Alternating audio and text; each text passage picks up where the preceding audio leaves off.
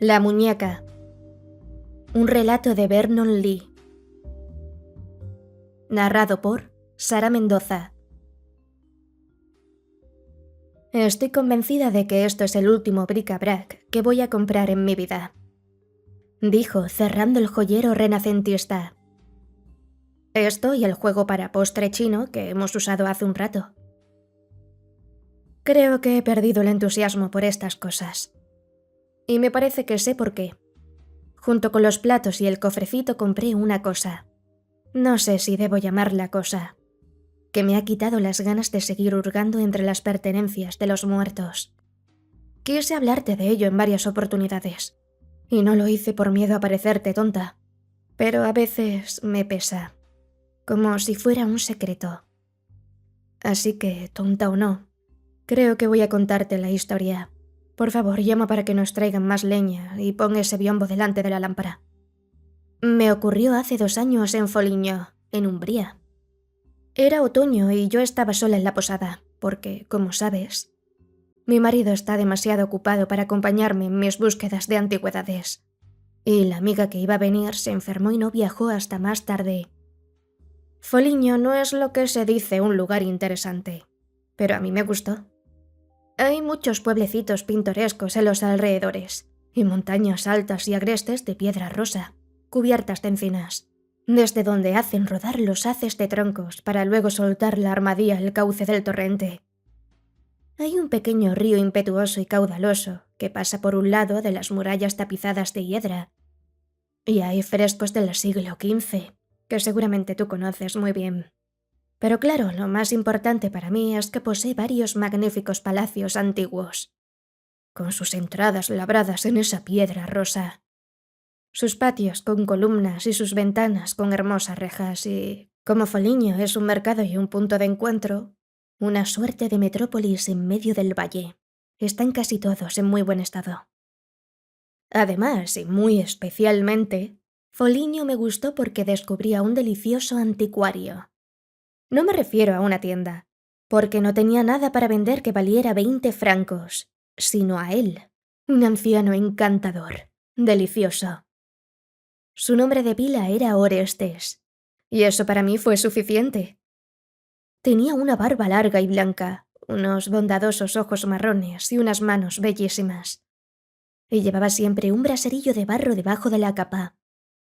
Se había iniciado en el negocio de las antigüedades después de haber sido maestro albañil, porque sentía una verdadera pasión por las cosas hermosas y el pasado de su tierra natal. Conocía todas las crónicas antiguas. Me prestó la de Matarazzo, y sabía con exactitud dónde había tenido lugar cada hecho ocurrido en los últimos 600 años. Hablaba de los Trinchi, que habían sido los déspotas locales, de Santa Ángela, que es la santa del lugar, de los Baglioni, de César Borgia y de Julio II como si los hubiera conocido. Me mostró el sitio donde San Francisco predicó a las aves, y allí donde Propercio, ¿fue Propercio o Tíbulo?, tuvo su granja. Cuando me acompañaba en mis recorridos en busca de bric-a-brac, se detenía en una esquina o debajo de un arco y me decía: «¿Ve usted? De aquí se llevaron a las monjas de las que le hablé. Allí apuñalaron al cardenal. Aquel es el sitio donde demolieron el palacio después de la masacre. Pasaron la reja del arado por el suelo y desparramaron la sal». Y todo eso lo decía con una expresión vaga, lejana y melancólica en los ojos, como si viviera en aquella época y no en esta. Fue él quien me ayudó a conseguir el cofrecito de terciopelo con los broches de hierro, que por cierto es una de las mejores cosas que tenemos en esta casa. Ya ves, fui muy feliz en Foligno. De día batía el terreno, curioseando por todas partes, y por la noche leía las crónicas que me había prestado Orestes. No me importaba tener que esperar a mi amiga, que por otra parte nunca apareció. Para decirte la verdad, fui absolutamente feliz hasta 3 días antes de mi partida. Y ahora viene la historia de mi extraña adquisición. Orestes, con la más absoluta naturalidad, se presentó una mañana para decirme que cierta persona noble de Foligno deseaba venderme un juego de platos chinos. Algunos están cansados, pero en cualquier caso podrá visitar el interior de uno de nuestros palacios más hermosos. Sus habitaciones están conservadas tal como eran. No es que haya nada valioso, pero sé que la señora aprecia el pasado que permanece intacto. Era excepcionalmente un palacio de fines del siglo XVII, y parecía una barraca en medio de las elegantes casitas renacentistas. La parte superior de cada una de las ventanas estaba adornada con una enorme cabeza de león. Tenía una entrada con sitio para 2 carruajes, un patio donde hubiera podido estacionarse 100 y una escalinata colosal, con estucos en las bóvedas representando a las virtudes. Había un zapatero remendón en la portería y una fábrica de jabón en la planta baja. Al fondo del patio porticado había un jardín con vides amarillas y descuidadas, y girasoles muertos. Grandioso, pero muy mazacote, casi del siglo XVIII, dijo Orestes mientras subíamos los estrechos escalones que crujían a nuestro paso. En la vasta antecámara con el escudo de armas, sobre una consola de oro, habían colocado algunas piezas del juego de postre para que yo pudiera inspeccionarlas. Las miré y les pedí que prepararan el resto para que yo pudiera verlas al día siguiente. El dueño, una persona muy noble, pero medio arruinado, a juzgar por el estado de la casa debía de estar completamente arruinado, residía en el campo, y el único ocupante del palacio era una anciana que se parecía a una de esas viejas que apartan las cortinas de las puertas de las iglesias para que uno pase. El palacio era inmenso. Había un salón de bailes tan grande como una iglesia, varias salas de recepción con pisos sucios y mobiliarios del XVIII, opaco y ajado, y un fastuoso aposento tapizado de satén amarillo y oro, donde había dormido cierto emperador. Unos estantes horribles con fotografías descoloridas en las paredes, 2 biombos muy ordinarios, y unos cojines de lana de Berlín delataban que habían vivido allí ocupantes más actuales. Mientras la anciana destrababa una tras otra las brillantes persianas pintadas e iba abriendo cada una de las ventanas con pequeños vidrios verdosos, yo la seguía obedientemente, muy contenta porque me paseaba entre los fantasmas de personas muertas. «La biblioteca está al fondo», dijo la anciana. «Por aquí, si la señora no tiene inconveniente en pasar por mi habitación y por el cuarto de planchar. El camino es más corto que por el vestíbulo de atrás». Asentí y me disponía a cruzar lo antes posible el cuarto de la criada, que no estaba muy aseado que digamos, cuando de repente di un paso atrás. Enfrente había una mujer sentada, vestida como en 1820 y completamente inmóvil. Era una muñeca enorme. Tenía un rostro clásico, a lo Canova, como los retratos de Madame Pasta o de Lady Blessington.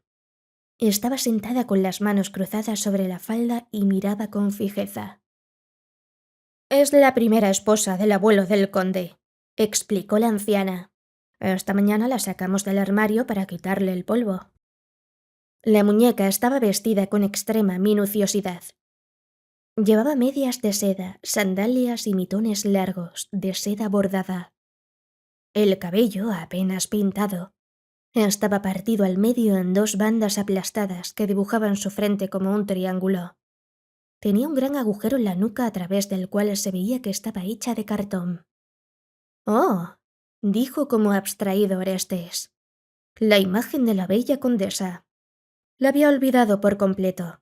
No la veo desde que era un muchacho».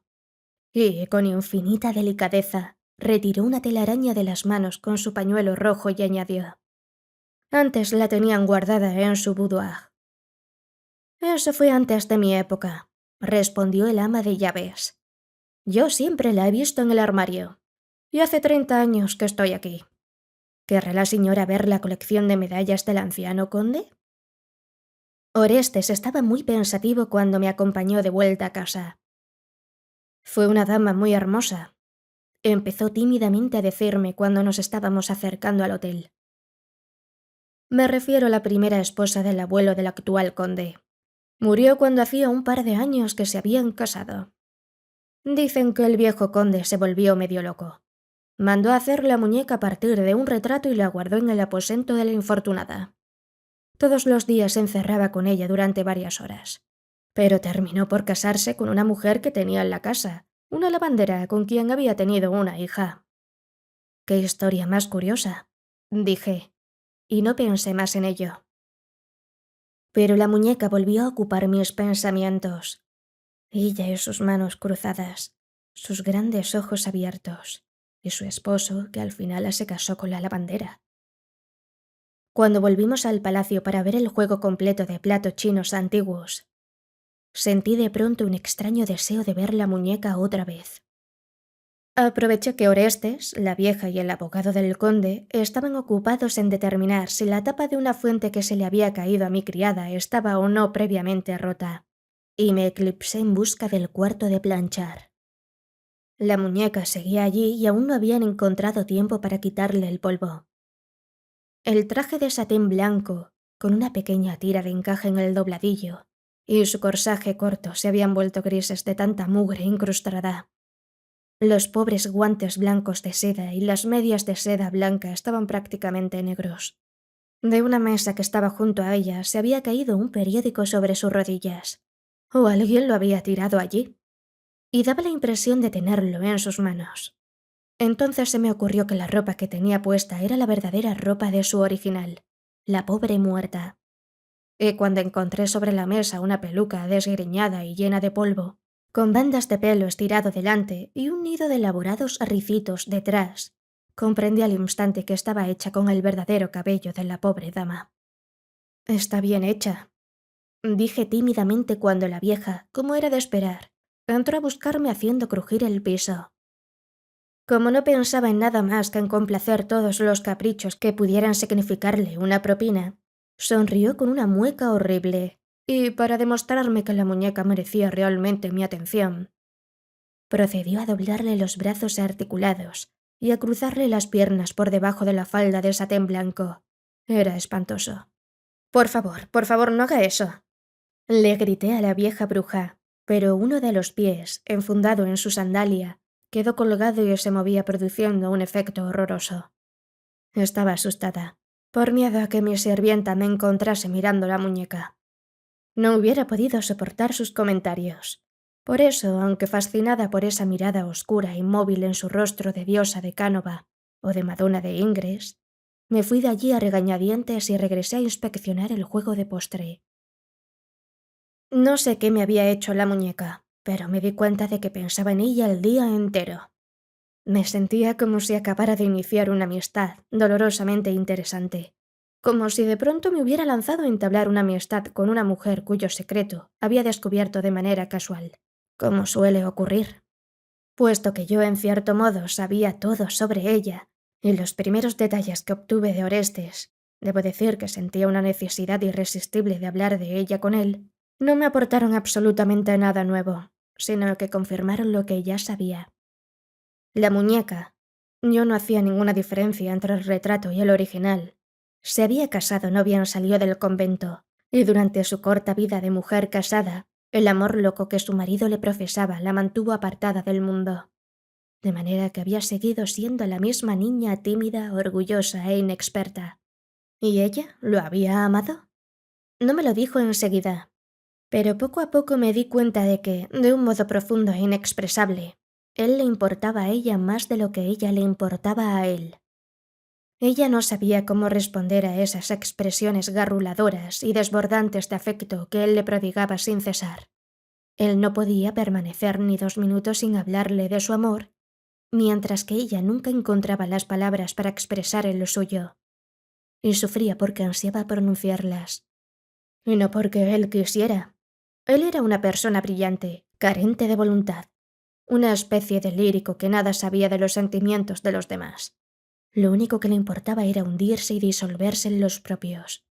En los 2 años que duró su amor absorbente, ese éxtasis locuaz que ella le inspiraba, el conde no solo renegó de la sociedad y descuidó completamente sus asuntos, sino que jamás intentó enseñar a esta criatura joven e inexperta a ser una compañera, ni mostró curiosidad alguna por saber si su ídolo era inteligente o tenía algún carácter. La condesa explicaba esa indiferencia por la estúpida e inconcebible incapacidad que ella tenía para expresar sus sentimientos. ¿Cómo podía él adivinar su deseo de saber, de comprender, si ella ni siquiera era capaz de decirle lo mucho que lo amaba? Por fin un día el sortilegio se rompió. Las palabras llegaron y con ellas la fuerza para expresarlas. Pero fue en su lecho de muerte. La desdichada joven murió mientras daba luz a un niño. Ella, que apenas era una niña. ¿Ves? Sabía que también tú pensarías que esto es una estupidez. Conozco cómo es la gente, cómo somos todos. Y sé lo imposible que es realmente que otros sientan lo mismo que uno. ¿Crees que yo habría podido contarle este asunto de la muñeca a mi marido? Y, sin embargo, sobre mí le cuento todo siempre. Y no dudo de que habría sido muy bueno y respetuoso. Me he comportado como una tonta embarcándome en la historia de la muñeca con cualquiera. Debió seguir siendo un secreto entre Orestes y yo. Él, estoy segura de ello, tuvo que haber entendido perfectamente los sentimientos de esta pobre dama. O ya los conocía tan bien como yo. En fin, supongo que si he empezado debo continuar. Yo sabía todo acerca de la muñeca, quiero decir, la dama cuando vivía. Y ahora necesitaba saber todo sobre ella después de muerta. Pero creo que no voy a contártelo. Basta. El marido mandó hacer la muñeca. La vistió con sus ropas y la colocó en su boudoir, donde las cosas habían quedado tal como estaban en el instante de su muerte. No dejó que nadie entrase allí. Él mismo se encargó de asearlo y de quitar el polvo, y pasaba horas cada día llorando y lamentándose delante de la muñeca. Luego, poco a poco, volvía a contemplar su colección de medallas y reanudó sus cabalgadas. Pero jamás volvió a ver a sus amigos, ni dejó de pasar una hora en aquel aposento con la muñeca. Después sucedió lo de la lavandera. ¿Fue entonces cuando mandó la muñeca al ropero? Oh, no. No era esa clase de hombre. Era un idealista, un sentimental, un débil. Y el amorío con la lavandera creció gradualmente, amenazado por la pasión inconcebible por su esposa.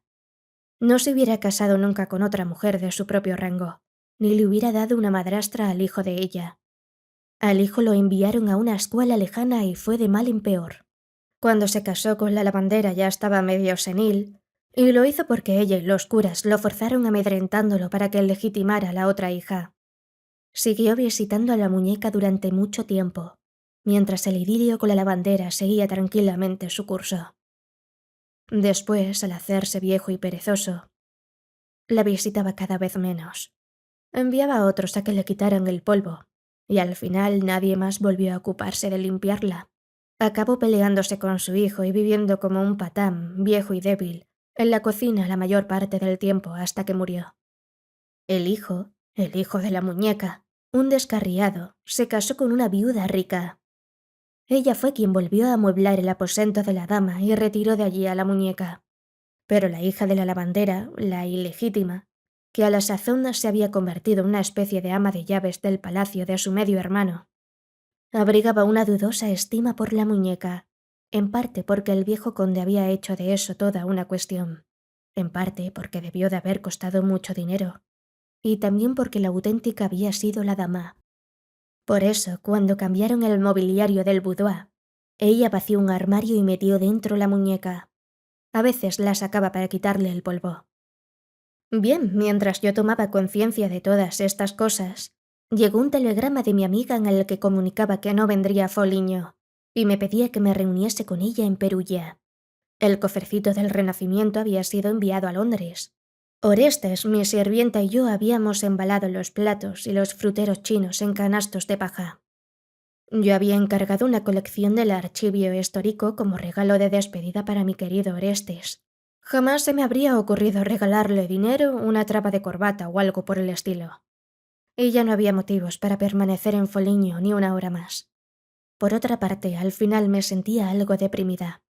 Supongo que nosotras, pobres mujeres, no podemos quedarnos solas 6 días seguidos en una posada, por más entretenidas que estemos buscando bric-a-brac o leyendo crónicas, asistidas por criadas devotas.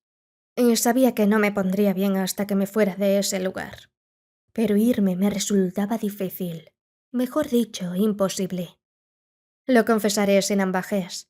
No podía abandonar a la muñeca. No podía dejarla con ese agujero en su pobre cabeza de cartón, con su cara de Madonna de Ingres juntando polvo en el mugriento cuarto de planchar de esa vieja. Era del todo imposible. No obstante, debía irme. Entonces mandé llamar a Orestes. Yo sabía exactamente lo que quería, pero me parecía algo imposible y en cierto modo me daba miedo pedírselo. Me armé de valor y, como si fuera lo más natural del mundo, le dije: «Estimado señor Orestes, quiero que me ayude a efectuar una última compra. Deseo que el conde me venda el retrato de su abuela, quiero decir, la muñeca». Había preparado un discurso para que Orestes entendiera sin problema que una figura de tamaño natural, enteramente ataviada con el traje original de una época pasada, tendría muy pronto el más alto interés histórico, etc. Pero sentí que no me hacía falta decir nada de eso. Orestes, que se había sentado a la mesa frente a mí. Yo lo había invitado a compartir mi cena en el hotel, pero no aceptó más que una copa de vino y un pedazo de pan.